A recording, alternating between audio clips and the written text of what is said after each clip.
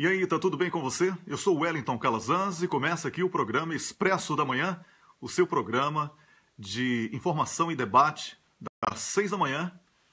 E aí a gente não tem mais hora para acabar. Tá igual a salário de juiz, né? Sempre furando o teto aqui no programa. Bom dia para todo mundo que começa a chegar. Camila Govedice, produtora do programa, chegou. Léa Calil Pena Malta, bom dia.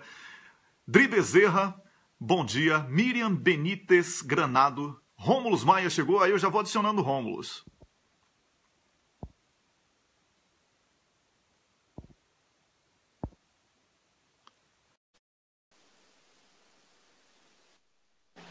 Bom dia, Wellington. Bom dia para você que está ouvindo. Bom dia, Rômulus. Tudo bem? Tudo certo. Acertar a câmera aqui. Vamos lá. É isso aí, todo mundo chegando. Bom dia, Camila, aí dando bom dia pra gente. Bom dia pra galera que tá chegando. Não é, Rômulus? Ô, Rômulus tá com um visual maravilhoso hoje, camisa assim, escura, né? Com esse contraste da parede aí, ficou bom. É o meu cenário muito elaborado, né? Assim, não tem... Meus livros ficaram no Brasil, não tem biblioteca nenhuma aqui, porque eu só tenho e-book, cara. Olha, a Érica Soares chegou, Gisele Rabelo, muita gente boa chegando para aí, Celina Pereira, Macier, deve ser assim a pronúncia, né? Trasíbulo Meirelles, Neck Perger, que sempre está aqui com a gente, a Vilma Govedice, que está em Londres. Bom dia para Neiva Schiltmann. Tá falando aí, Rômulus. Bom dia para Lia Ribeiro de Souza, bom dia, Gilberto Rufino. Dulce Helena... Teve lá a Dulce Helena Costa também, que você não falou. Pedro Nicolas. Adonise Meirelles. Fran Brito Vasconcelos. Tininha Riqueira, bom dia. Bom dia, Antônio Lopes, de São Paulo. Jusilene Carvalho, Paulo Monteiro. Enfim, muita gente boa, né? Chegando. Olha, compartilha aí o programa. Você que não compartilhou ainda. Beth Reis, outra coisa, curtir as páginas do programa. Que papo é esse de dizer que gosta da gente e não curte as páginas, né, ô Rômulus? É verdade, tem que curtir, porque a gente tem que fortalecer essa rede. Principalmente agora que a gente está com várias páginas retransmitindo, isso potencializa. Então tem que curtir, todo mundo tem que curtir, comentar e compartilhar. Os 3 Cs. Exatamente. Tem muitas páginas aí que estão compartilhando, pedindo para participar também dessa grande corrente de resistência que tem sido mantida aqui com muito esforço por mim e pelo Rômulus, né, Rômulus? Diariamente. Mas é um esforço grato, né, Wellington? Porque a gente recebe um feedback das pessoas. Eu estava comentando com você hoje de manhã, antes da gente entrar no ar, que o programa de ontem, o retorno que a gente teve foi sensacional, sabe? Muitas pessoas se comoveram com o relato, como eu também me comovi. Vocês mesmos viram, quem está vendo a gente. Eu me comovi com o relato do irmão do reitor Cancelier. Eu acho que foi importante aquele depoimento dele, muito importante. E, ao mesmo tempo, tocante, né? Porque, como eu falei, aliás, uma coisa que eu falei contigo ontem, eu mencionei ontem que o que me tocou, lógico, o ser humano normalmente tem empatia. Então ele se coloca no lugar. E quando ele falou reiteradamente, meu irmão, levaram o meu irmão, e aí o meu irmão, aquilo bateu fundo em mim. Quem tem irmão certamente sabe disso, eu fiquei tocado. E aí eu lembrei depois que é o seguinte, você sabe, Wellington, que a definição de sociopata, que é o nome correto de psicopata, que a gente chama popularmente de psicopata, que alguns são assassinos seriais, é a total ausência da capacidade de ser empático, de empatia. E o que a gente tem visto na meganhagem são vários sociopatas. Eu não sei o que acontece nesse concurso, que parece que só seleciona sociopata. O Sérgio Moro é claramente um sociopata. O Deltan Dallagnol é um sociopata. E o agravado aí pelo fato de serem alguns deles fanáticos religiosos, né? E hoje tem mensagem do Sinal de Cristo. Sinal, atenção, hein? Hoje tem mensagem do Sinal de Cristo. Ele não usa mais o WhatsApp como pretendia aí o Bretas e também o Deltan Dallagnol. Deltan ou Daltão o nome desse cara? Deltan. Deltan Dallagnol. E recebemos mensagem, eu e Rômulus, que estamos comunicando diretamente agora pelo Sinal, porque é criptografado. Paulo Gamba, bom dia, Paulo Gamba. Bom dia, Wellington Calazans. Um bom dia extensivo a todos os telespectadores do Expresso da Manhã. Um bom dia para si também, Rômulus Maia. Rômulo Maia. É um prazer estar aqui do outro lado. Wellington, eu vim aqui pegar os livros na Biblioteca do Arquivo Histórico Nacional. Sim.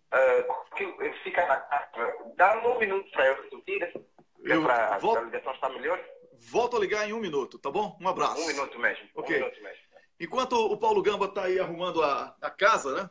Vai conversando aí que eu esqueci de pegar aqui o cocô do dia. Tá aqui já. Pronto, peguei. Você veja, Wellington. E eu também esqueci de falar uma que é uma das mais sociopatas, a delegada Macarena, que foi justamente a mártir do reitor Canceler. Eles são sociopatas. A gente tem que rever seriamente esse critério do concurso público e tem que ter controle ao longo da carreira, porque a gente está tendo realmente pessoas que têm que ter uma psicopatia ali, que estão fazendo vítimas na sociedade. A gente mencionou o reitor Canceler, mas sem esquecer que a primeira vítima fatal foi Dona Marisa, não é verdade? Dona Marisa também. Exatamente.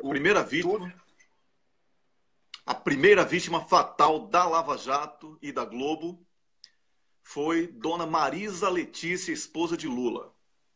Tá? Agora, já que o Paulo Gamba pediu mais 1 minuto, eu vou, e você falou nessa coisa aí, o pessoal do TRF4 está aí se assanhando, dizendo que um dos juízes já antecipou o voto em 100 dias e tal. Vá, sacaninha. Tire Lula da eleição que você vai ter que correr do Brasil. Você está pensando que é brincadeira isso? E outra coisa, vício de origem desde do primeiro segundo do programa. Certo? Um processo totalmente vendido, com planilhas falsificadas. A contadora detonou, eu mandei o link para você de ontem, do Paulo Henrique Amorim, dizendo que a contadora diz que ela foi enganada por um delegado da Polícia Federal a mentir para jogar doleiros e etc. contra Lula. Agora, esse é o processo que está sendo julgado pela turma do TRF4, que já está, na sua essência, comprometida com a opinião publicada da Globo. Certo? Então, não há nenhuma moral para que essa justiça porca que está aí, olha, atenção, a justiça que está aí, eu não estou falando que todo jurista, tanto que a gente tem trazido aqui juristas muito sérios, comprometidos com a democracia e preocupados com a meganhagem imposta aos brasileiros, porque meganha não tem voto, e a gente tem que cortar as asas desses sacaninhas agora, tá? A gente tem que cortar as asas desses caras agora. Então, hoje, com o Signon, uma mensagem criptografada de Cristo, Bretas não vai dormir hoje. Vai faltar papel higiênico hoje, é no Rio de Janeiro. Tá? Segura as pontas aí, Bretas. Vou lhe dar uma dica aí, já. Doleiro. Vou lhe dar uma dica. Doleiro no Uruguai. Tá? Para você ficar já se cagando de medo aí. Tá bom? Daqui a pouco eu e Rômulo vamos falar sobre isso. Vamos ligar de novo para o Paulo Gamba aqui, porque ele vai falar sobre a do Mugabe, porque poucas pessoas conhecem o Robert Mugabe, né? Que o homem que mais tempo esteve no poder num país africano.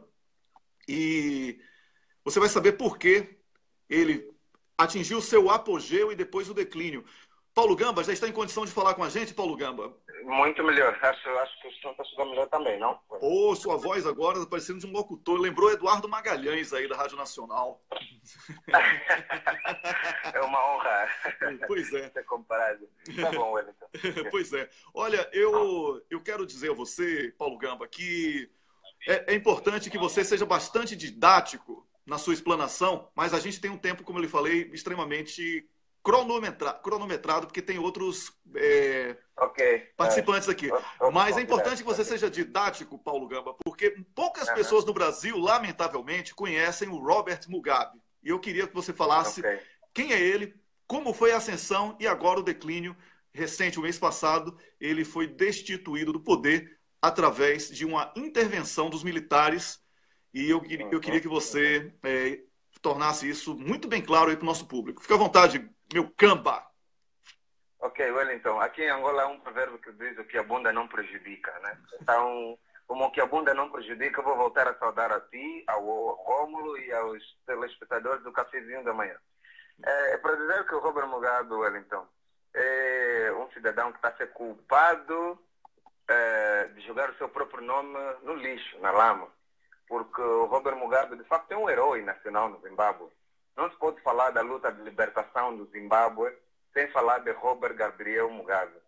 E há, inclusive, em África, historiadores e pesquisadores a nível das ciências políticas e da história moderna da África que citam Robert Mugabe do ponto de vista do empenho histórico para a independência do Zimbábue e o fim do apartheid na região da África do Sul. O seu empenho é muito superior ao Nelson Mandela, porque enquanto Nelson Mandela esteve preso, Robert Mugabe com a sua ZANU, que era o Movimento de Libertação, que se tornou o partido que governa o Zimbábue, lutavam fortemente, juntamente com Emerson Mnangagwa e outros heróis a nível do Zimbábue.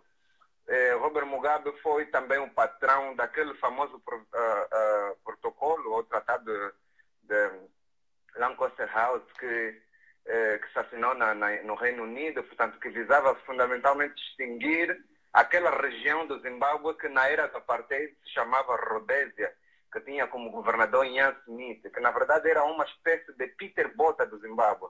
Portanto, a ideia da África do Sul era expandir o apartheid enquanto política segregacionista para toda a África Austral. E Robert Mugabe contribuiu bastante para o fim desse regime macabro. Não nos esqueçamos que a nível da África Austral há um movimento que se chama Países da Linha da Frente, que era coordenado por Angola e Moçambique por via do MPLA e a Frelimo, enquanto movimentos de libertação.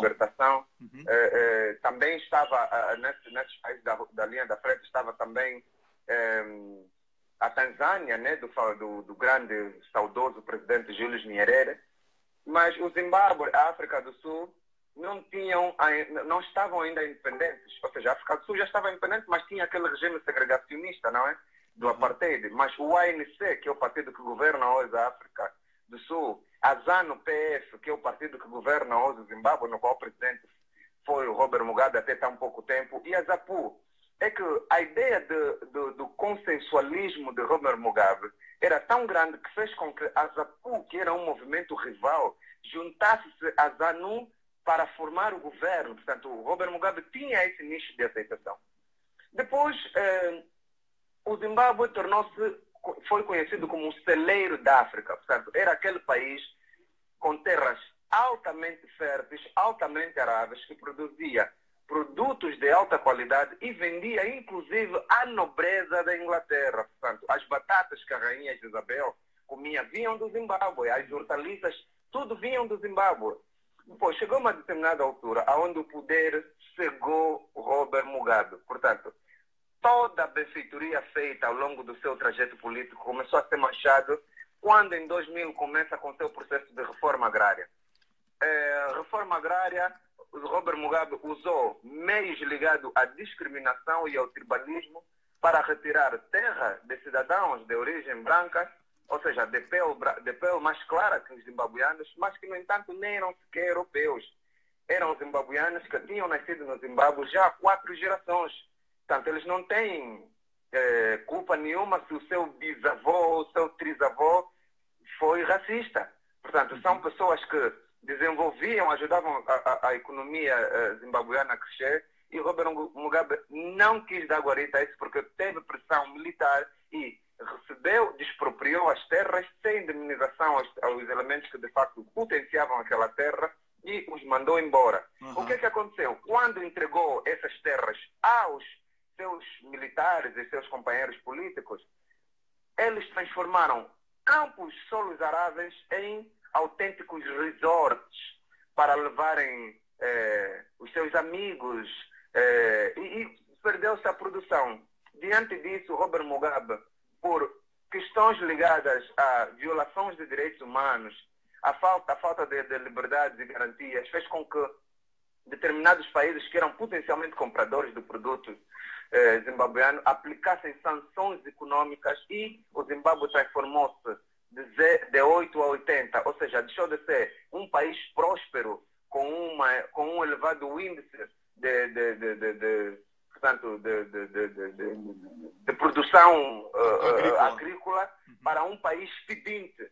E a inflação tornou-se uma inflação galopante, onde o dólar zimbabuiano foi várias vezes subvalorizado até criarem notas com valor facial de 5 milhões. Só para ter uma ideia, Wellington, um quilo de banana no Zimbábue já chegou a custar 10 milhões de dólares zimbabuianos. Portanto, a economia entrou em pique e os cidadãos começaram a sofrer, a ver na pele os erros de Robert Mugabe. Depois chegou uma determinada altura onde o povo ficou cansado, porque Robert Mugabe, dada a sua idade, ele praticamente já não conduzia o país. Quem de facto governava o país era a sua esposa, a Grace Mugabe, que as informações que nós recebemos até há 2 dias é que a Grace Mugabe entrou agora com um pedido de divórcio de Robert Mugabe, porque também fala-se a porta pequena, obviamente que essa notícia não é oficial, mas criam todas as condições para que seja verdade. Havia um acordo entre Robert Mugabe e a sua esposa, Grace Mugabe, que a manutenção do casamento só seria proporcional se Robert Mugabe futuramente passasse o poder a ela.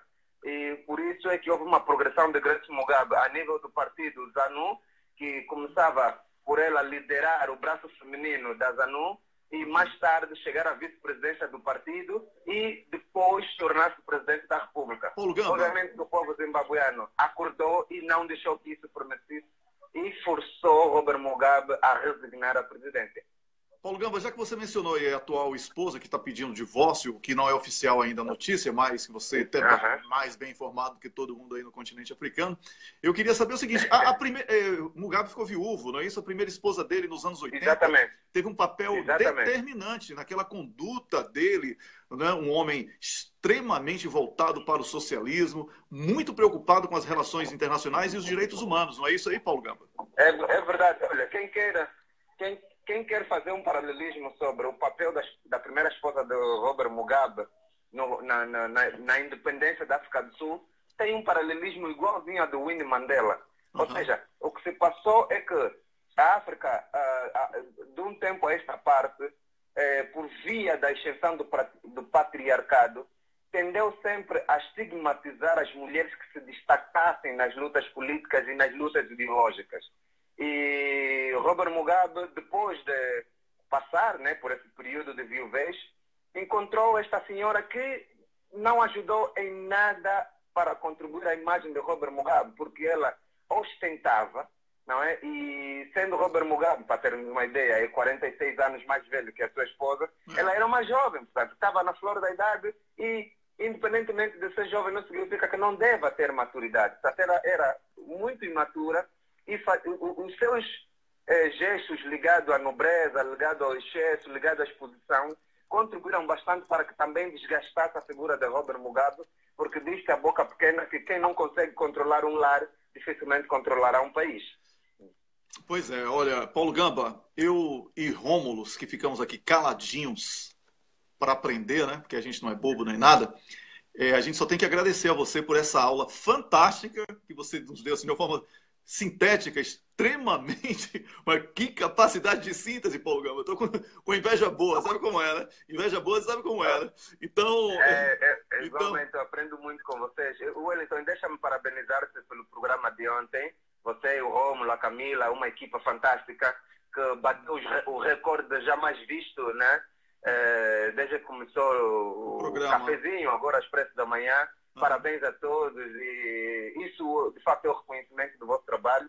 Significa que vocês estão num bom caminho e eu estarei sempre aqui de joelhos a apoiar-vos. Rapaz, olha, você eleva em muito o nível desse programa.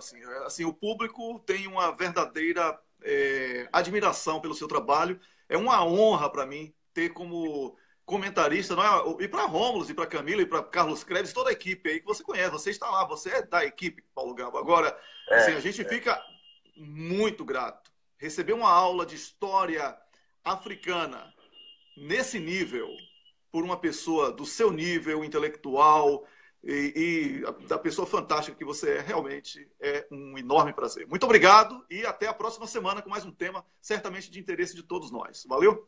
Eu agradeço, Wellington, e um bom dia a todos. Um abraço. Valeu, um grande abraço. Eu conversei aqui com o professor de Direito Internacional de universidades angolanas, eu não vou citar mais porque ele já está em outra universidade, e também comentarista de política internacional da imprensa angolana, meu colega de comentário de política internacional na Rádio Kairos, lá de Angola.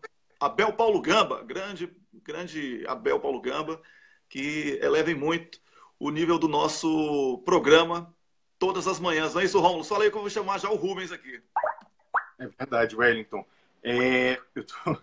Eu tô ansioso, porque no final do programa a gente vai voltar a falar. O Wellington já deu umas dicas aí para o Juiz Bretas, a gente vai falar sobre ele. Mas você sabe, Wellington, eu estava aqui checando, Sérgio Moro também vai entrar na história, sabia? Vai entrar na história daqui a pouquinho, o Sérgio Moro, Bretas, todo mundo, mas agora tem uma outra autoridade, que não é togada essa autoridade, mas é uma pessoa que conhece com profundidade as leis do Brasil e vai conversar com a gente exatamente sobre isso, que é essa incansável tentativa da justiça ocupar a política no Brasil, que a gente chama aqui carinhosamente de República da Meganhagem. Bom dia, doutor Rubens Francisco.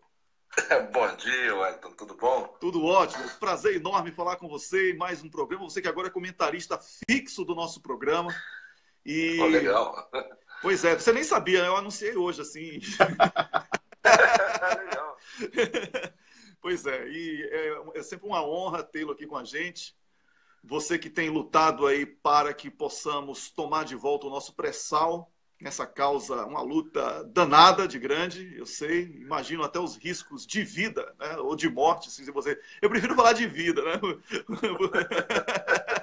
De morte fica parecendo aquela coisa já derrotista e tal. Mas eu queria falar, Rubens, que tem sido tema recorrente dos nossos debates aqui, a interferência das autoridades do Poder Judiciário e policiais, autoridades policiais, na política.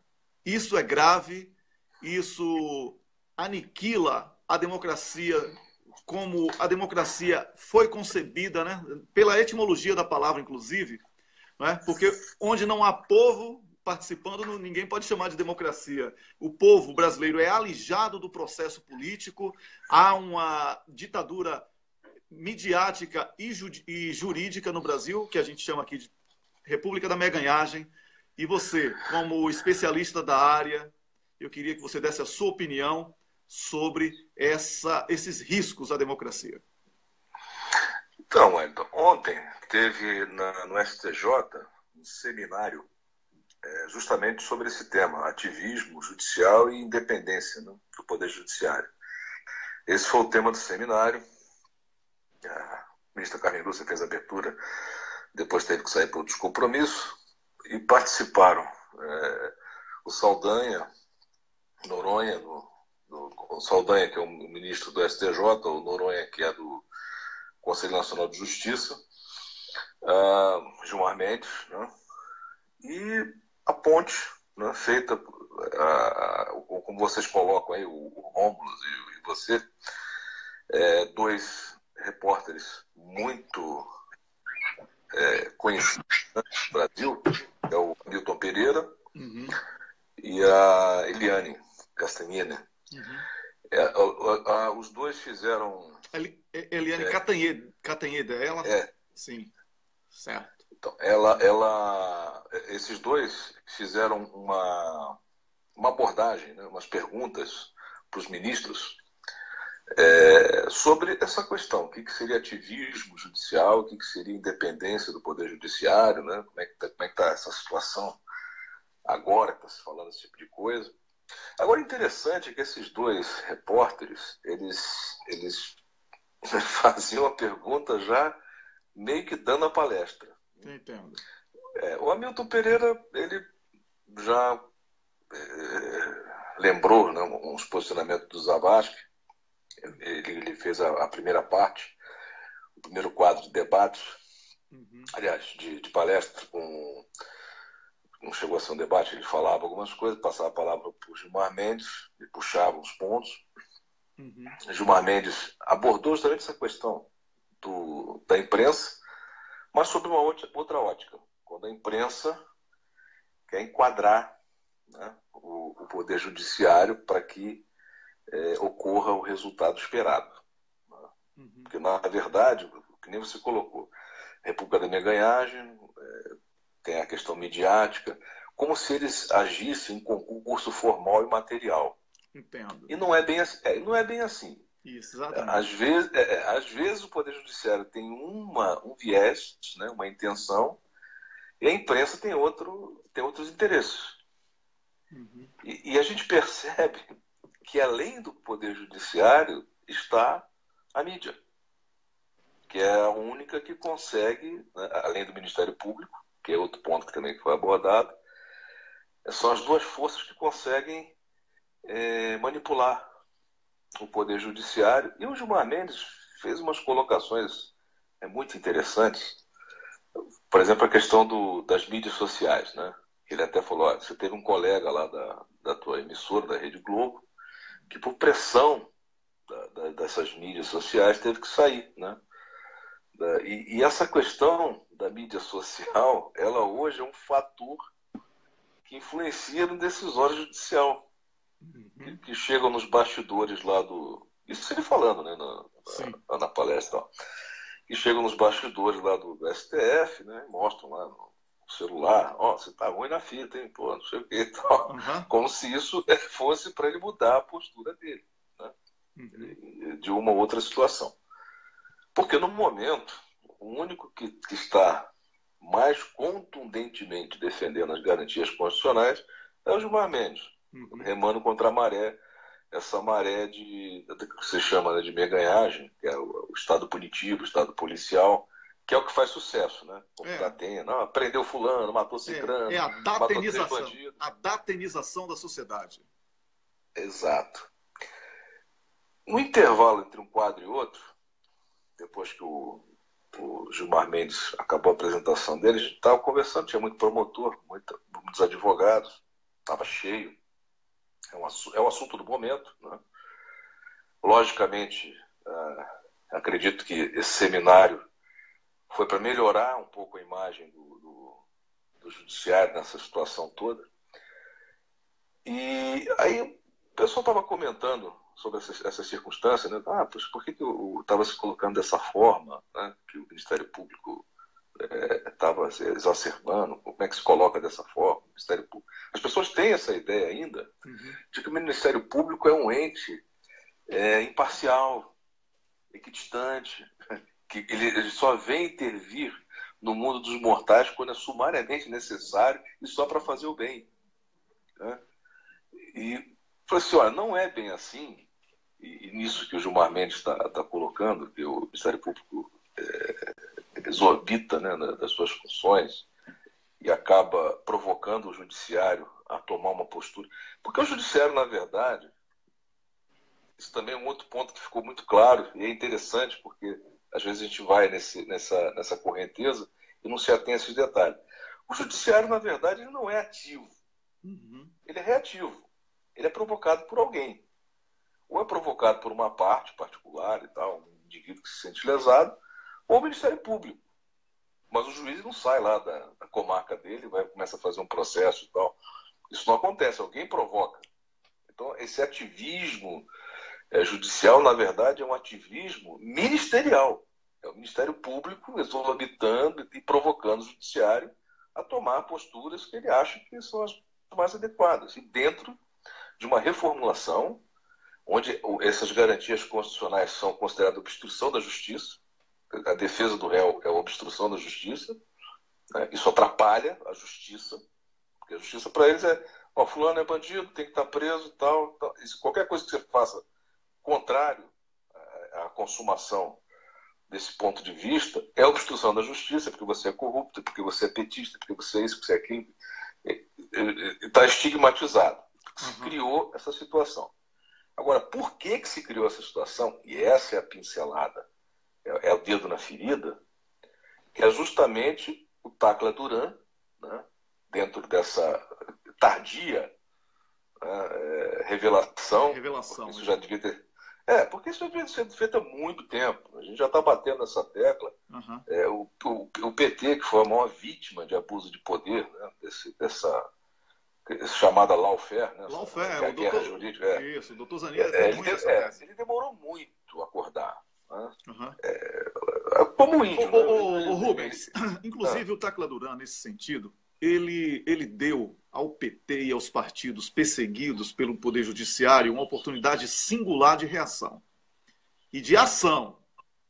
Porque na medida em que ele mostra que a planilha da Odebrecht era instrumento de chantagem, que era manipulada ao bel prazer do delírio de uma quadrilha chamada Lava Jato, né, que quem vende sentença com um grupo é uma quadrilha. Né? Então isso aí eu nem questiono.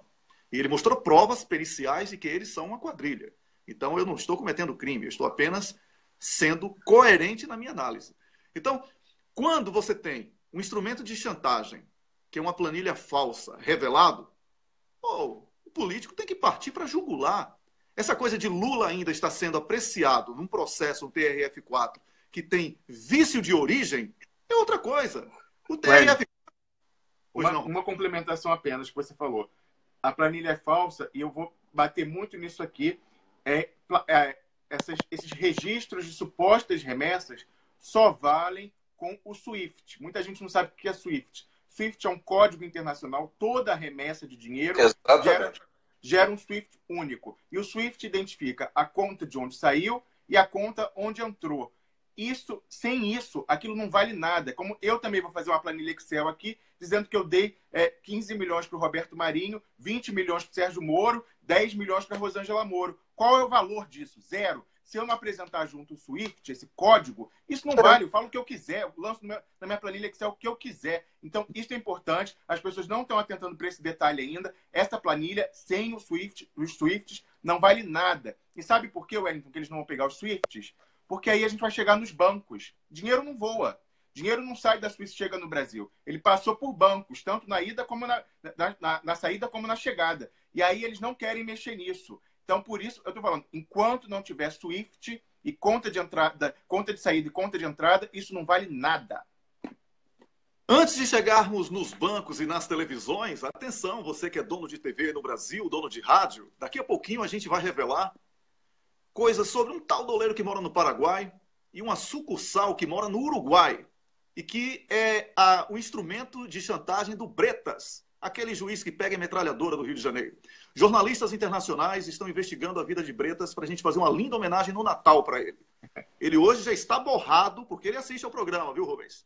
Ele está borrado, porque ele sabe que o doleiro no Uruguai é o instrumento de chantagem que ele usou contra promotores, juízes e outros agentes públicos, inclusive pessoas ligadas à mídia, porque mídia é concessão pública, a gente não pode esquecer disso, tem que ter compromisso com a verdade. E o Bretas usa um doleiro do Uruguai que ele finge que quer prender apenas para dizer assim, olha, se você fizer alguma coisa comigo, eu pego o doleiro do Uruguai para denunciar você. Virou isso. Planilha falsa e doleiro que nunca vai ser preso. Essas são... A gente aqui tá para desmascarar, porque Rômulo mora na Suíça. Não precisa dizer nada, né? Na Suíça. Não é? E eu moro na Suécia. Assim, um tem a liberdade de acesso ao setor financeiro e o outro tem a liberdade de expressão, que onde nasceu a liberdade de expressão é aqui na Suécia. Então a gente está juntando aqui a mão e a luva, né? Fazendo aqui uma homenagem ao meu ídolo da literatura, que é Machado de Assis, claro, o segundo, que o primeiro é Gregório de Matos. Agora você volta para a gente concluir o papo, porque daqui a 4 minutos a gente tem outra convidada, tá, Rubens? Perfeito. Inclusive, sobre essa questão do Bretas, sim. Ele foi um tópico que eu abordei na Polícia Federal, aqui, numa peça que eu protocolei para a Corregedoria da Polícia Federal, justamente nesse mau costume que foi desenvolvido de inserir prova falsa para poder atingir um objetivo. Isso ficou uma coisa comum, corriqueira. Então, teve um delegado que estava num processo, esse processo até que eu vou falar agora às 14 horas no STJ, tentar fazer sustentação oral, porque geralmente barram.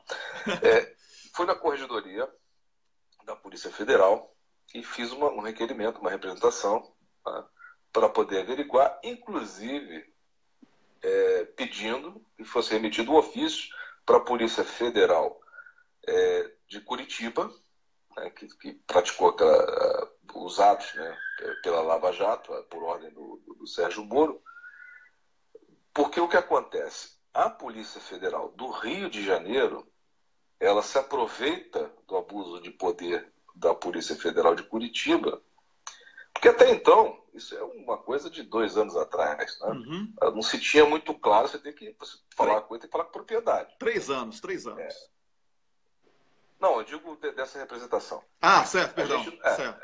A gente não tinha uma noção exata de como é que estava tateando no escuro. Estava tudo muito estranho, estava com essa questão de prova documental, não tinha acesso às questões de Curitiba. Mas qual era o ponto de interseção? O modus operandi da Polícia Federal era similar ao da Polícia Federal de Curitiba. Só que diverso das supostas intenções, boas intenções da Polícia Federal de Curitiba, a Polícia Federal do Rio de Janeiro queria cobertar crimes.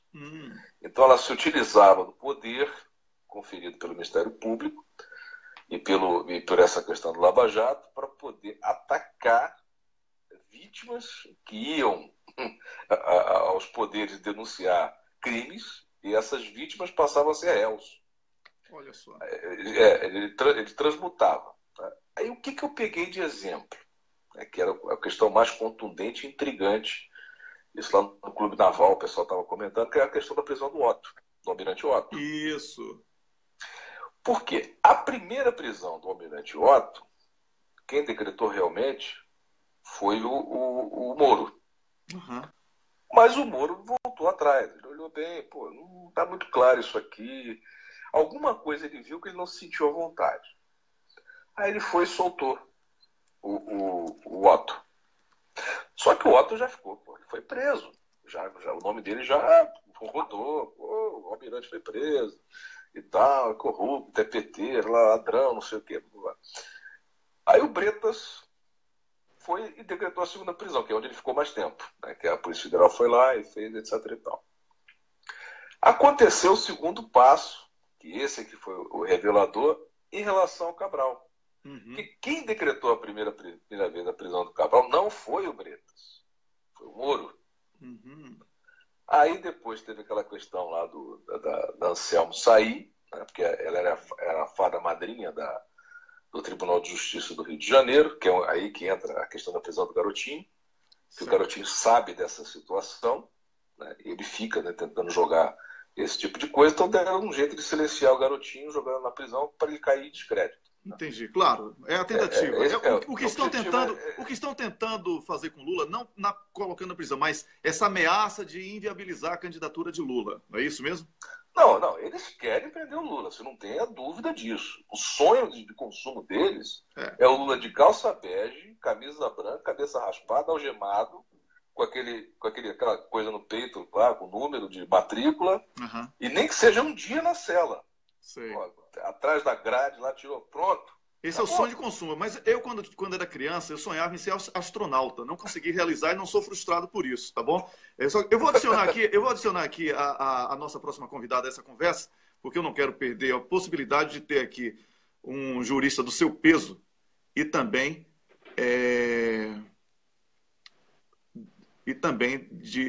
da nossa convidada, tá bom?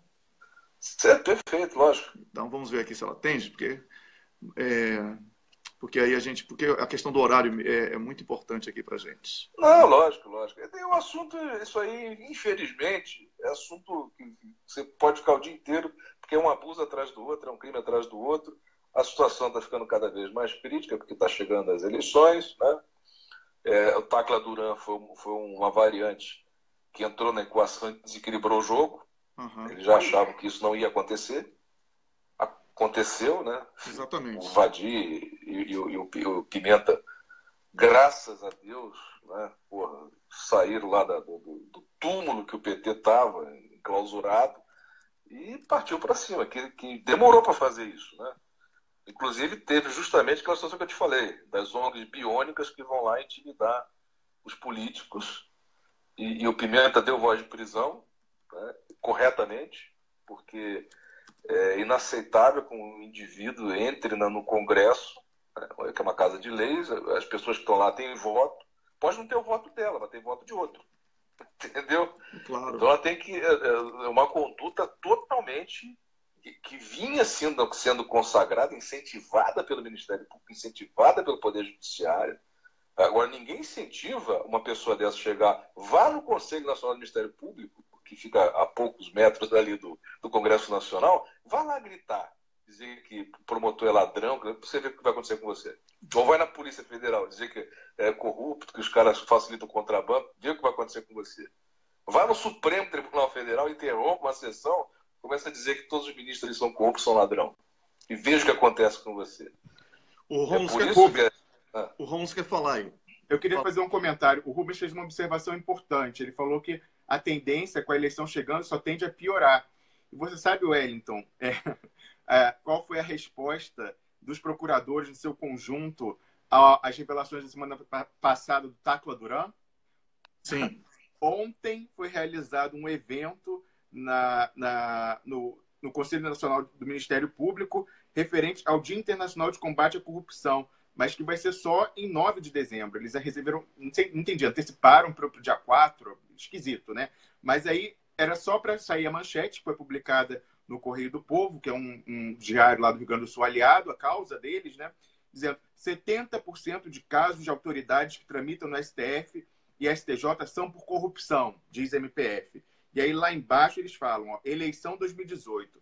Os procuradores presentes no evento, na sede da PGR, também criaram um comitê permanente e firmaram um termo de cooperação com o objetivo de prevenir e reprimir a corrupção eleitoral em 2018. Então você veja, esse estalinho aqui foi a resposta deles contra a bomba nuclear de nêutron que o Tacla Duran soltou na quinta-feira passada. Patético.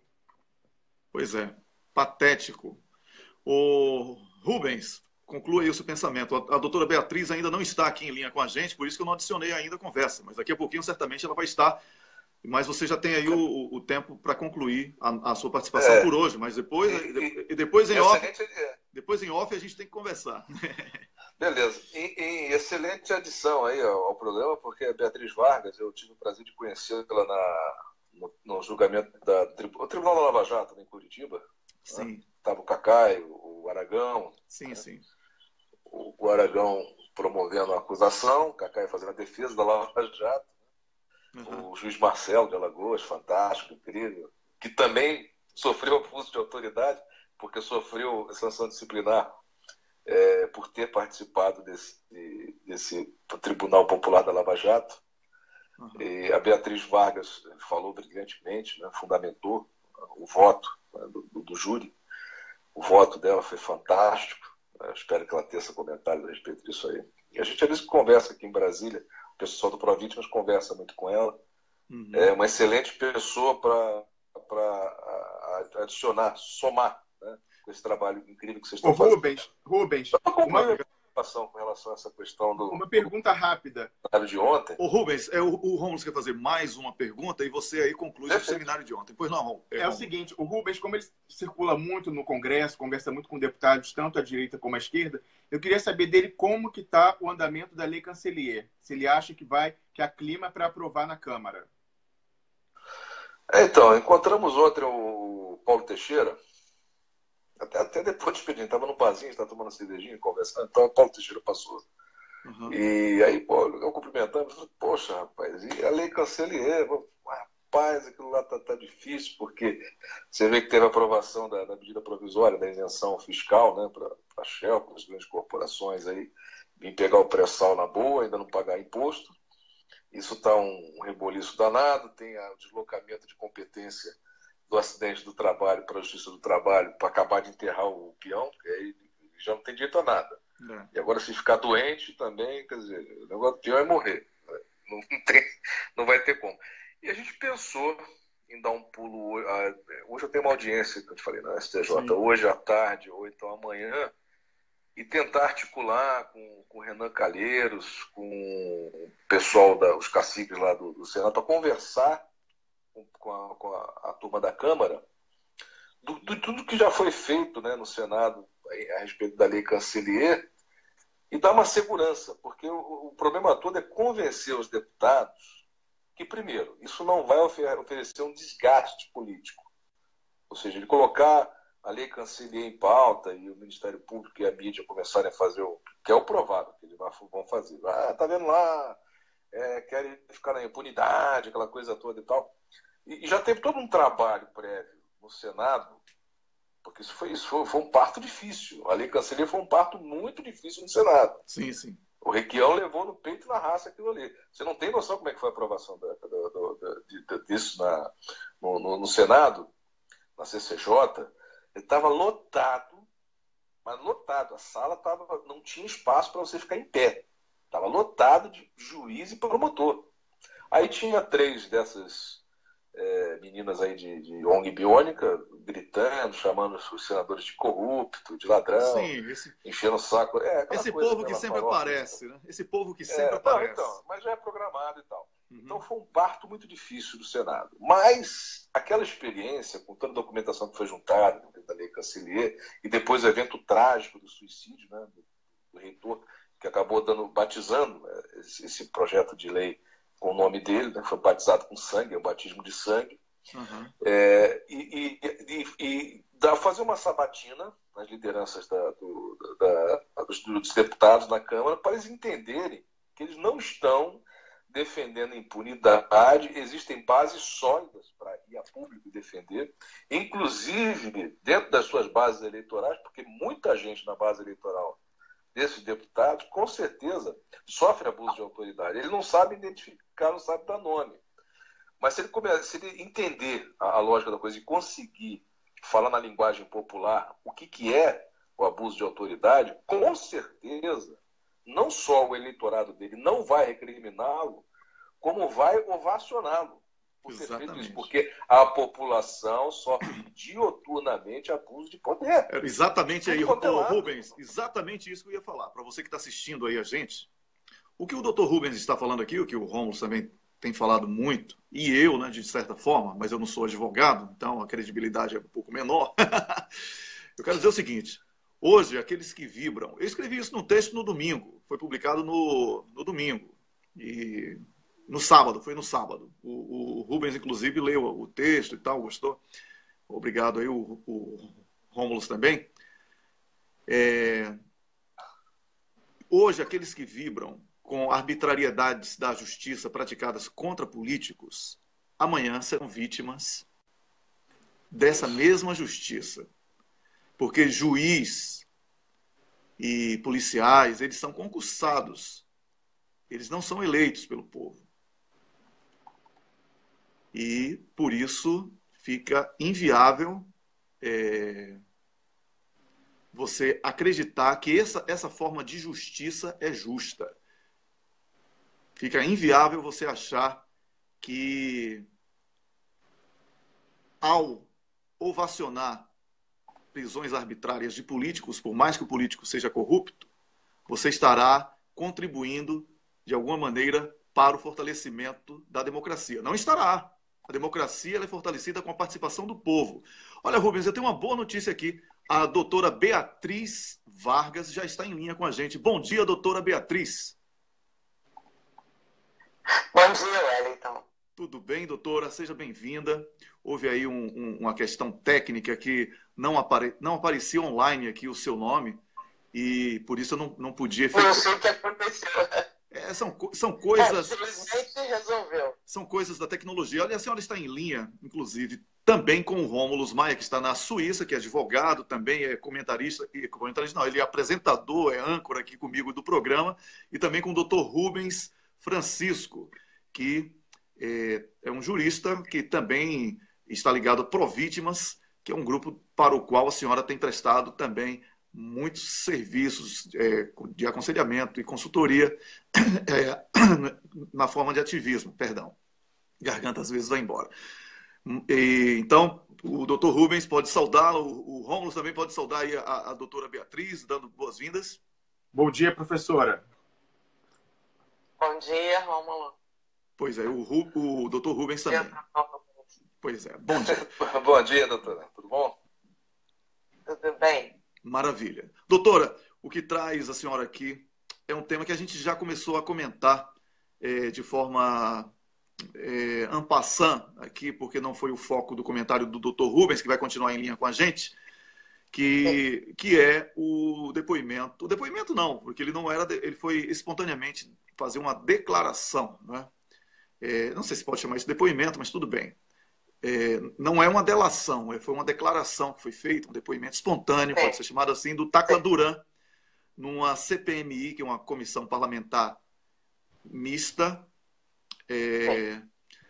entre Senado e, para explicar o público, senadores e deputados federais ouviram o Tacla Duran, e ele fez denúncias gravíssimas sobre eventuais, inclusive apresentando provas periciais, né, de eventuais negociações para facilitar a vida de delatores e recebimento de pagamentos extraoficiais. Na opinião da senhora, que é uma jurista, professora universitária, especialista na matéria, quais os riscos que a justiça e a política correm a partir dessas declarações do Tacla Duran? Bem, em primeiro lugar, eu acho que todos os fatos por ele narrados na CPMI têm, sim, uma gravidade que pode colocar em dúvida não só uma determinada colaboração premiada, mas o Instituto da Colaboração Premiada em si mesmo. Não é? É óbvio que todos os fatos que ele traz no seu relato têm que ser objeto de investigação. Eu tenho assim a tendência de achar como premissa que nenhuma fala de um colaborador ou não, de uma testemunha, vale por si só. Hein? Uhum. É preciso investigar, é preciso instaurar um procedimento de profunda investigação das falas, do que ele traz, para que isso possa gerar, assim, qualquer efeito eu diria que um efeito amplo em relação à própria dinâmica da Operação Lava Jato e dos próprios meios de prova de delação, né? Com certeza. Professora, Rômulo quer fazer uma pergunta, pois não. Professora Beatriz Vargas, a senhora que é especialista, né, uma expert, uma autoridade em direito penal e criminologia, eu queria que você explicasse, para quem não tem formação jurídica e está nos ouvindo, a implicação dessa revelação alegada da falsidade das provas, daquela planilha do Odebrecht e outras provas fabricadas, segundo o relato Tacla Duran, para o processo. Eu queria que a senhora explicasse, para quem está nos vendo, a teoria do fruto da árvore envenenada. Eu acredito que o depoimento do Tacla Duran, as declarações, né, como diz o Wellington, prestadas na CPMI, elas têm um potencial de, se comprovadas, anular pontualmente uma ou outra declaração, porque ele alega que o conteúdo da declaração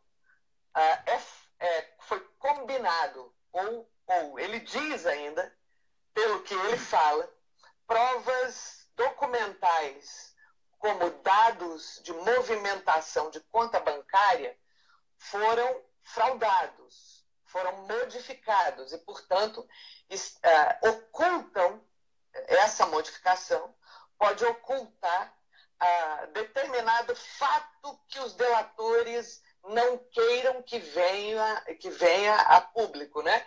Ou seja, querem esconder do judiciário. Isso, pela teoria, já que você está colocando aí na conversa a teoria dos frutos da árvore envenenada, significa que essa figura, essa metáfora da árvore envenenada, significa que se na origem existe um vício, esse vício pode vir a contaminar o resultado das provas. Eu não sei, vocês me permitem colocar uma opinião minha muito particular? Por favor. Eu acredito que a fala do advogado, do Tacla Duran, sim, ela traz um desconforto, vamos dizer assim, sobre a figura da delação em si mesma.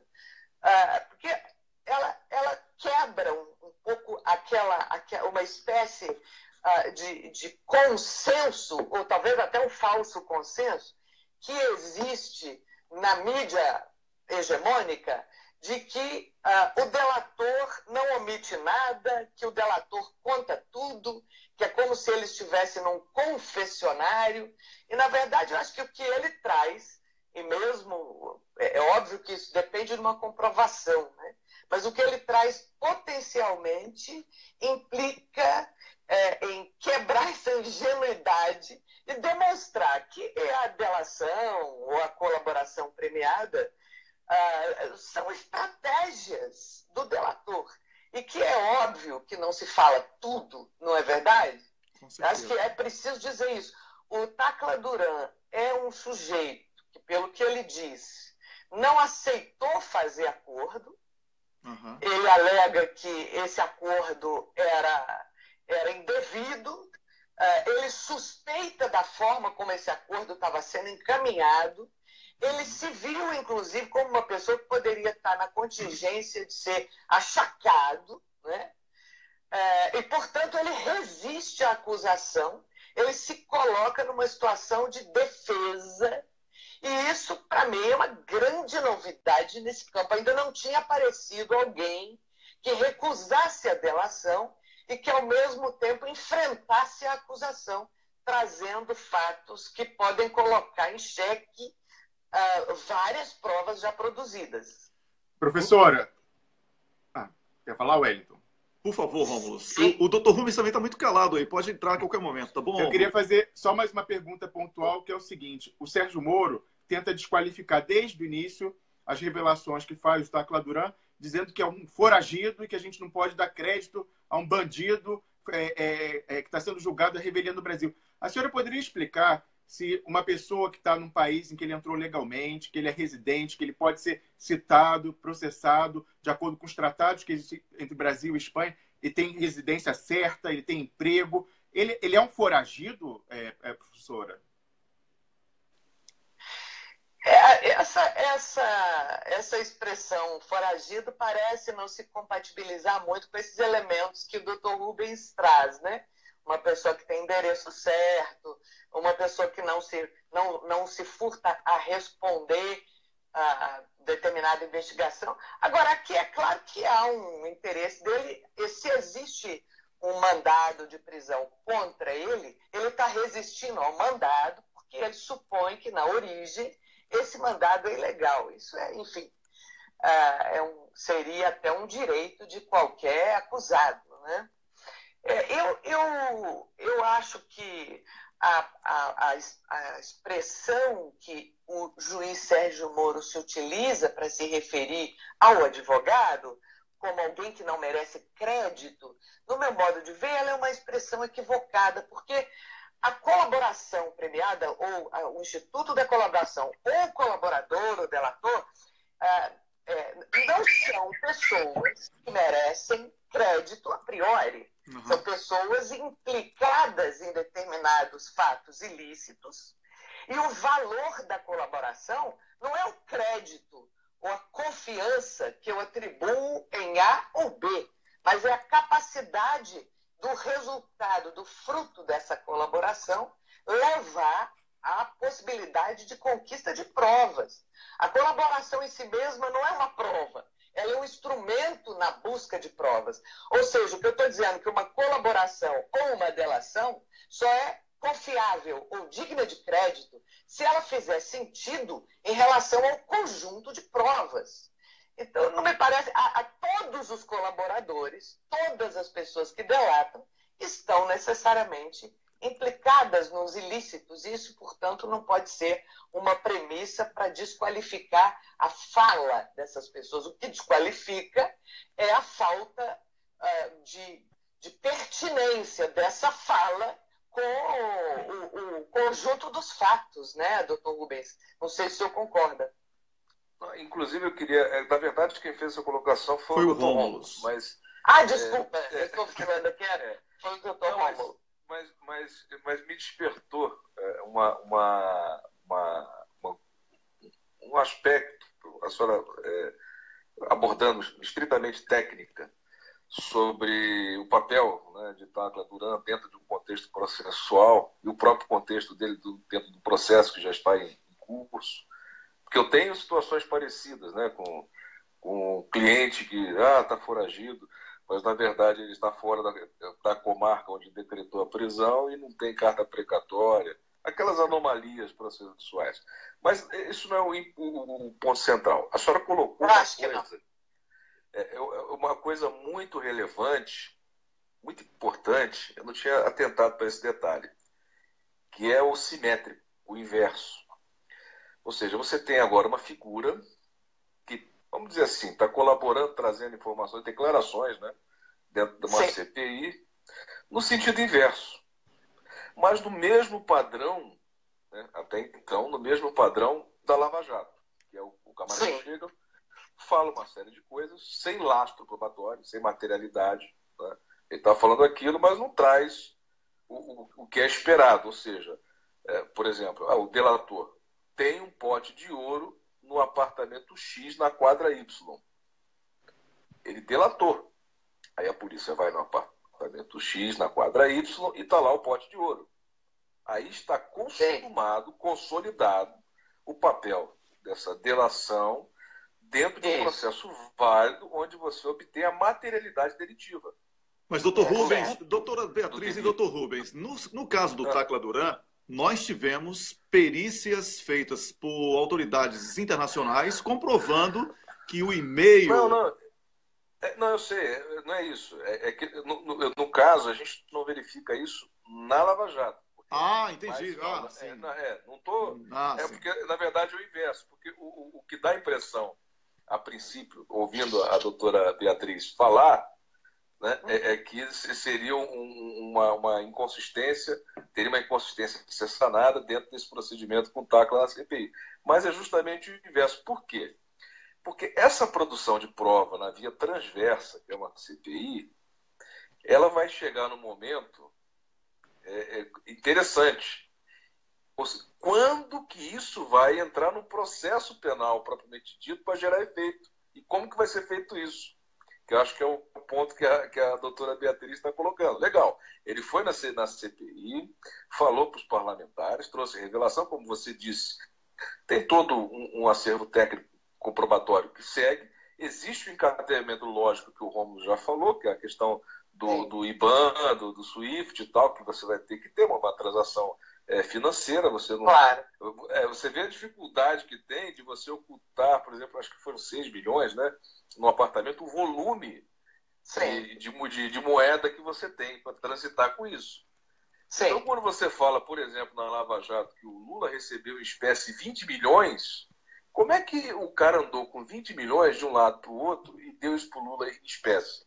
E como é que o Lula carregaria essa quantia toda em espécie? Só faltou apresentar uma foto de Lula na praia com a caixa de isopor na cabeça, dizendo que ali estavam Não, mas 20 milhões, então, é que tá. Os 20 milhões não cabem numa caixa de isopor. Exatamente, mas eu tô ironizando. A época foi dito que foi levado numa mochila. Você imagina que mochila é essa? O Gedel para 50 eram malas e malas. Uma mochila que cabia 20 é inusitado, né? Pois é. Então, o que a Beatriz está colocando, que eu achei muito interessante, existiu um passo inicial de uma novidade. O Tacla Duran realmente veio numa via transversa, dentro de um procedimento parlamentar que demorou para acontecer, ele devia dizer feito há mais tempo. Ele não é um colaborador, né? Ele não é um colaborador. Ele é alguém que apresenta. Ele é alguém que se defende, ele tem se defendido de determinadas acusações e ele tem entregado fatos extremamente graves e que, no meu modo de ver, pela importância desses fatos, pela vinculação desses fatos com, digamos, colaborações já homologadas, deve merecer investigação. O que eu quis dizer é que a colaboração premiada, ela não é prova em si, entende? Ela é um meio de obtenção de prova. Sobre a questão das perícias que ele diz ter em sua posse, perícias produzidas na Espanha, em relação à movimentação bancária daquele banco que foi comprado pela Odebrecht, e também perícias que comprovam o estabelecimento de contato, de comunicação dele entre o Ministério Público e também o advogado Zucoloto.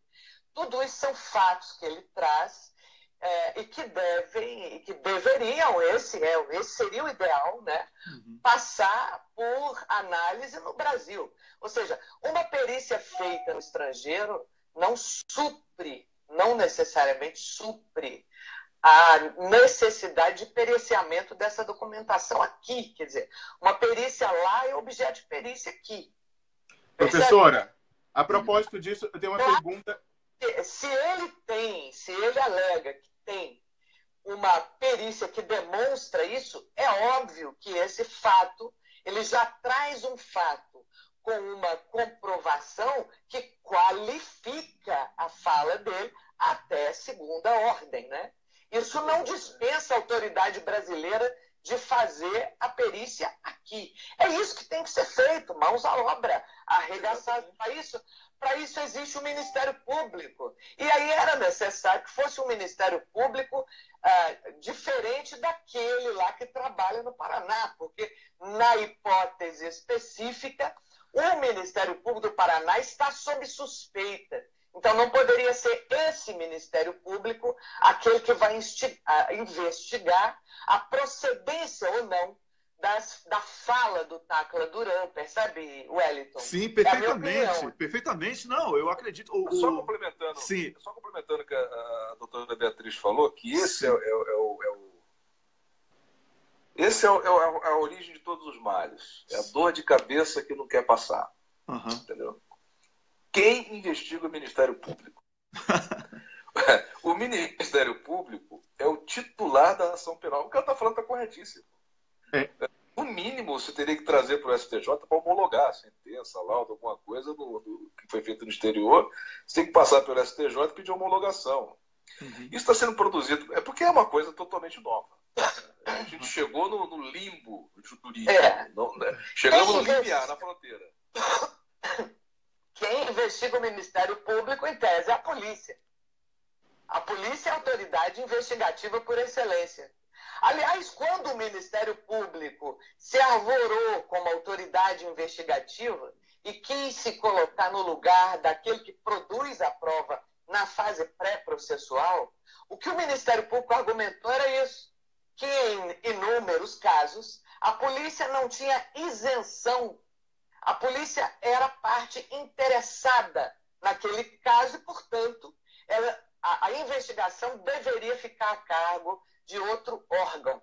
Quer dizer, na verdade, eu não conheço outra possibilidade de se fazer essa investigação, a não ser com os órgãos, as instituições do sistema de justiça disponíveis, né?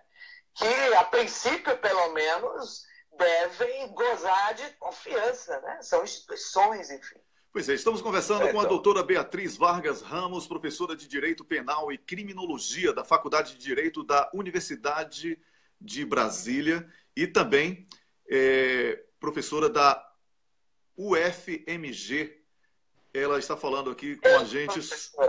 Ex-professora. E a Camila digitou aí. Olha, Camila, tem que editar aí. Você botou UGMG, é UFMG, tá bom? E é ex-professora. Seguindo essa linha da doutora Beatriz. Gente, eu preciso falar, gente. Peraí, que já o assunto. Eu preciso voltar um pouco. Questão de ordem. Atenção, eu preciso ler a ficha, porque nós recebemos um público muito grande agora, nessa segunda parte do programa, que não sabe quem é que está falando. E o Rômulo também pediu a palavra. E como ele está em simultâneo comigo, numa transmissão com vídeo, se ele falar ao mesmo tempo que vocês, ninguém ouve, nem ele, nem vocês. Então, eu preciso tentar aqui equilibrar. Então, só repetindo, estou conversando com a doutora Beatriz Vargas Ramos, professora de Direito Penal e Criminologia da Universidade de Direito da Universidade de Brasília, e também com o doutor Rubens Rodrigues Francisco, sobre o depoimento do Tacla Duran na CPMI na semana passada, e comigo está o Rômulo, que está na Suíça. Rômulo, agora comente depois do doutor Rubens, porque nós temos agora 5 minutos para concluir o programa, tá bom? Pois então, eu queria voltar um pouco à questão que estava sendo falada pelo Rubens, que a gente avançou e acabou saindo, que é o seguinte: ele falou como que esse depoimento do Tacla Duran vai ser agregado aos processos que estão em curso. Né? Isso é complicado, mas só corrigindo uma coisa, as perícias que foram feitas na Espanha pelo Tacla Duran, elas já foram enviadas à CPMI formalmente. Elas foram enviadas por escrito, com carta registrada. Lá, na semana passada, nós publicamos, logo depois os documentos vazaram. Então, ele não é mais uma alegação dele. Ele enviou o laudo pericial. É evidente que isso não tem uma validade imediata no Brasil e isso não isenta a justiça brasileira de fazer a sua perícia. Mas a gente já está numa etapa posterior. A alegação é o que ele fazia meses atrás. Ele já mandou os documentos. Mas a questão é a seguinte. Logo na sequência do depoimento, nós conversamos ao vivo com o deputado Vadir Damuzi e ele falou que, na opinião dele, como advogado militante presidente da OAB, as defesas, não só do presidente Lula, como de todos os outros réus, devem requisitar esses documentos para anexar aos processos. Porque aí vai minha pergunta para a professora Beatriz Vargas. O caso que nós temos, ela mencionou que deveria haver a perícia local. O que nós temos observado da Lava Jato ali com o Sérgio Moro desde o início é a negativa dele de produção de provas que contradigam a versão que ele quer que prevaleça. E o presidente Lula recorre ao TRF4 e fica lá pendurado, né, processado, ou então ele nem processa o recurso da defesa. Então, corriqueiramente, o Sérgio Moro impede a produção de provas. Esse é o problema. O presidente Lula pediu 2 vezes que o Tacla Duran fosse ouvido como testemunho de defesa dele, e nas 2 vezes o Sérgio Moro indeferiu. Da última vez, com o argumento ridículo de que ele não sabia qual era o endereço do Tacla Duran na Espanha. Isso é ridículo, porque no processo de extradição em que ele pediu a extradição do Tacla Duran, tem a cópia da identidade espanhola do Tacla Duran. E aqui na Europa, toda a identidade tem o endereço da pessoa. Então, o Sérgio Moro foi pego mais uma vez em mentira. E, evidentemente, eu queria perguntar para a professora qual é o resultado disso, a nulidade do processo, porque ele está pedindo produção de provas e quem produz provas é o juiz da primeira instância. O presidente Lula recorre ao TRF4, que vai mandar o Sérgio Moro, se for o caso, se acatar o recurso, produzir prova. Mas ele vai inventar outra desculpa para não produzir. Qual é o remédio processual para um juiz de primeira instância, o juiz que faz a instrução, que se recusa a produzir prova que vá contra a sua convicção? Bom, a única forma de alguém discutir a negativa de um juiz ou indeferimento indevido do pedido da defesa de produção de prova é na via recursal, não existe outra. Né? No caso do juiz Sérgio Moro, a minha opinião é de que ele é um juiz suspeito para julgar o ex-presidente Lula. Acho que por todos os sinais públicos há aí uma suspeição, no meu modo de ver. Eu acho que o ideal, e o advogado do ex-presidente Lula, o doutor Zanin, é um advogado extremamente competente, ele vai, com certeza, ele vai seguir os meios adequados aí para resistir a esse indeferimento, né? Mas o ideal seria a instauração de um procedimento investigatório paralelo que não da decisão do juiz Sérgio Moro. Né? De antemão, não se pode imputar ao juiz Sérgio Moro nenhum tipo de ato ilegítimo ou irregular sem uma comprovação definitiva e cabal dos fatos trazidos pelo Tacla Duran. Mas a cena em si é extremamente preocupante. Existe alguém que reporta fatos de extrema gravidade e esses fatos não encontram eco nas instituições às quais incumbe investigar no Brasil. Eu acho que a CPMI, óbvio, ela tem essa competência, né? Mas ela não processa perícia, enfim. Ela deveria encaminhar esse resultado para a Polícia Federal. E aí tem um problema, doutor Beatriz, que é o que eu estava comentando quando fiz a retificação da sua apresentação, que a senhora disse que nós temos que partir da premissa de que essas instituições são válidas, ainda gozam de credibilidade, né, para exercer seus místeres, para os quais foram criados, né, formalmente criados. O problema é que já houve uma experimentação nesse sentido, justamente por um processo paralelo. Por que acontece? A Lava Jato ela foi assim, um carro abre-alas de uma série de procedimentos de abuso de poder em todo o território brasileiro. Todo juiz se empoderou. Assim, aconteceu isso em várias circunstâncias. Eu trabalho em vários estados, Tem várias cenas, já vim trazendo em situações pretéritas, que foi a greve da polícia na Bahia, a greve da polícia no Rio de Janeiro, a prisão desses sindicalistas aqui na Papuda. Então, a gente já vem atravessando esses embates com o Ministério Público desde pelo menos 2008. Já estamos aí há 9 anos nessa seara. Então, tinha toda uma carga que culminou, assim, não é que culminou, ficou mais evidente com a história da Lava Jato com o expoente que é o Lula. Mas você já tinha várias e várias vítimas desses superpoderes que o Ministério Público se apropriou. Então, inclusive, isso que a senhora está falando já me deu uma ideia de juntar na CPMI lá para o Vadir o que já foi feito no Conselho Nacional do Ministério Público e na Corregedoria da Polícia Federal, pedindo investigação de prova ilícita, produção de prova ilícita, denunciação caluniosa e uma série de outras irregularidades graves, e que a Corregedoria da Polícia Federal simplesmente não faz nada, ela ignora. Quando não ignora, desvirtua, de modo que você fica patinando na produção, na correção da produção de provas, nos pedidos de perícia correto, como incidente de falsidade documental. E são coisas assim, não tem grande dificuldade.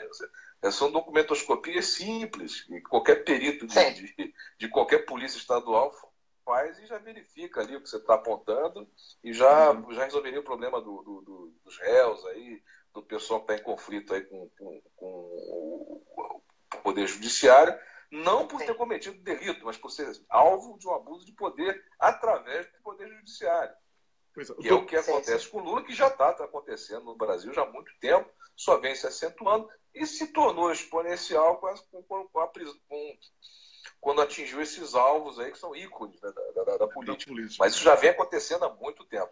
Então, juntar na CPMI essa questão do Conselho Nacional do Ministério Público, em que a gente mostra com provas cabais, com CD, com gravação e tal, crimes praticados pelo Ministério Público contra indivíduos para cobertar os crimes de verdade. Ou seja, o Ministério Público entra na operação abafa, ele cartera dentro do processo, que é exatamente o que acontece na Lava Jato. O Zanin não consegue fazer nada, não consegue produzir nada. Como a senhora disse, não existe remédio a não ser a via recursal, óbvio, é uma questão processual.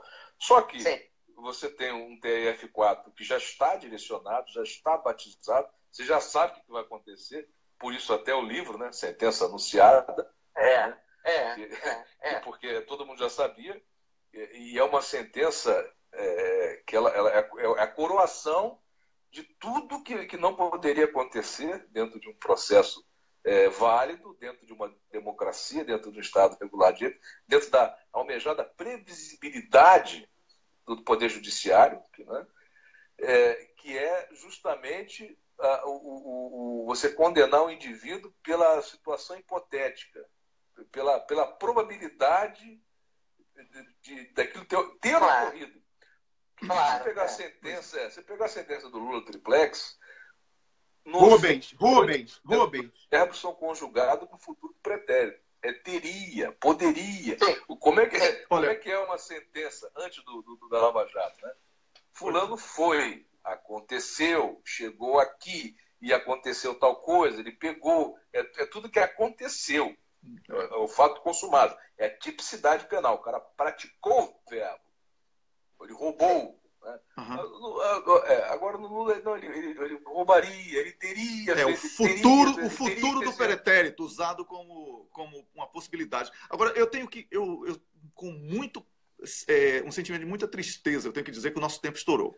Porque o nosso programa agora está sendo transmitido também pelo... Que pena, né? Pois é, pelo...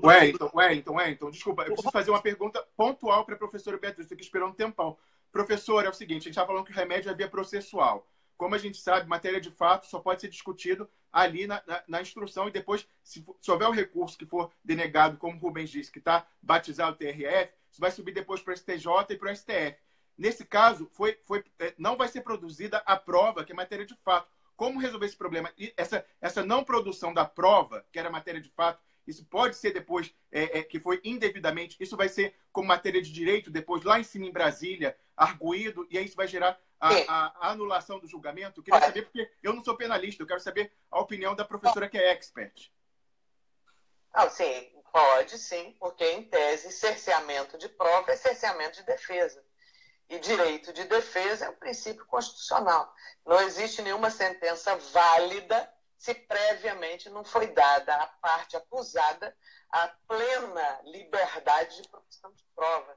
Então, isso é matéria tanto para um STJ quanto, principalmente, para um Supremo Tribunal Federal que examinaria esse assunto sob o ângulo da norma constitucional. Aí não há dúvida, né? Eu tenho um sinal pelas últimas manifestações do Supremo, tanto manifestações individuais de ministros, como decisões de órgãos dentro do Supremo, do cenário, que tem havido um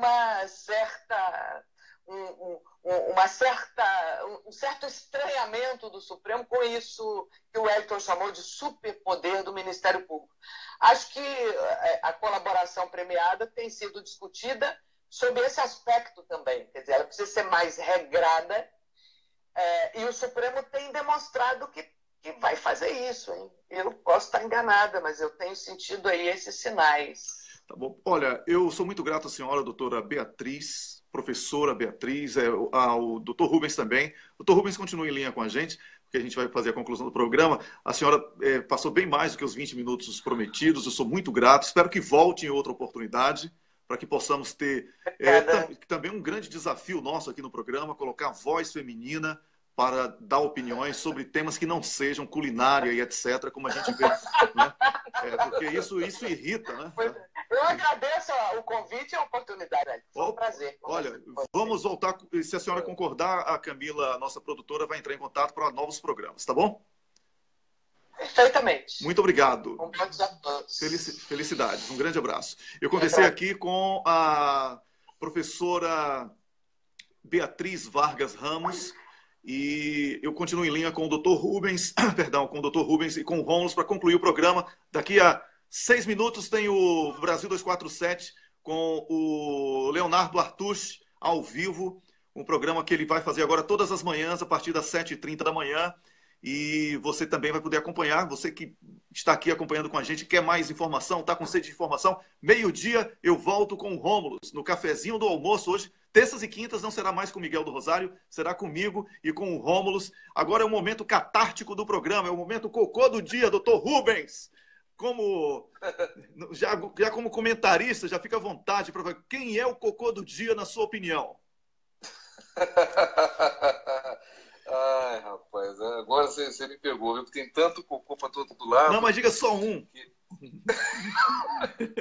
Olha, para mim o cocô do dia continua sendo a Justiça Eleitoral do Rio de Janeiro, com a prisão do garotinho. É uma coisa assim que, sabe, acho que de ofício eles tinham que revogar, porque é uma coisa absurda. Tá bom. Justiça Eleitoral do Rio de Janeiro, que está praticando um crime. A prisão... Atenção, você pode detestar garotinho. Eu não tenho simpatia, muita simpatia. Eu gosto dele quando ele bate na Globo. Não, porque bater na Globo é uma questão assim que... Assim, até Bolsonaro, se batesse na Globo de verdade, e não... Mas, né, eu iria apoiá-lo. Agora, nesse ponto particular, atenção.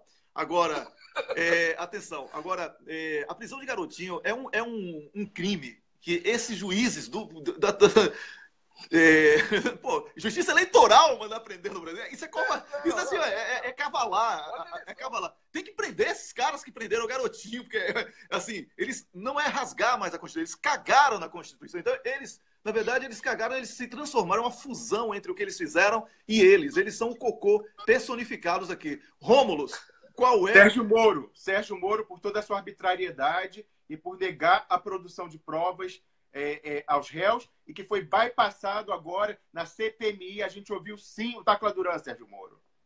É isso aí, Sérgio Moro. Você falou em Sérgio Moro, então tem que dar mais de uma descarga. Então eu vou de Sérgio Moro também para não entupir, com a Rede Globo no pacote, tá bom? Porque a Rede Globo tem que estar sempre no pacote. A Globo é quem transformou Sérgio Moro nesse mega juiz, que ele não é nada. O Tacla Duran vai provar quem ele é de verdade. Bretas, deu uma sorte danada, porque a gente está lutando contra o relógio, mas meio-dia eu volto com o Rômulus.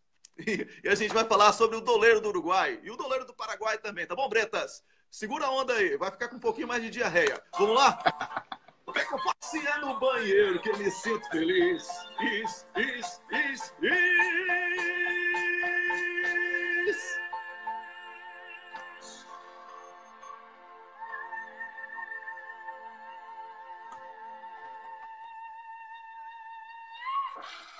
Pois é, desce um pouco apenas, porque tem Moro. Quando tem Moro no meio, não desce tudo, o negócio é sério, mas temos muito tempo corrido aqui agora.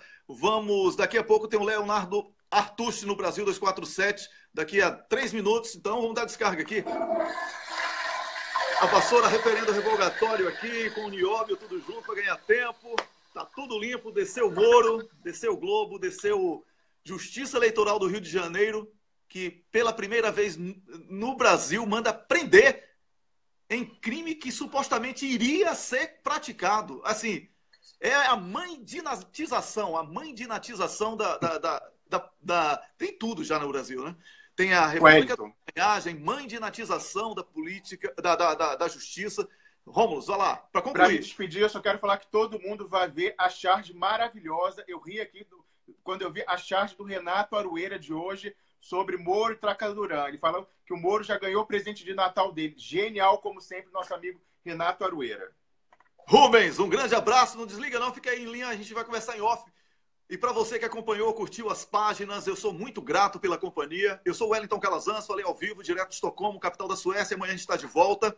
Obrigado a você que participou do programa, curtiu, comentou. Muito obrigado mesmo. Obrigado a doutor Rubens, doutora Beatriz, a Paulo Gamba, participaram do programa de hoje. A você, Rômulus. Não dá para falar tudo, nem sempre dá para falar tudo. Um grande abraço. Amanhã, às 6 da manhã, estaremos de volta. Agora tem Brasil 247 com Leonardo Artucci. Vá lá, eu vou lá para assistir. Um grande abraço.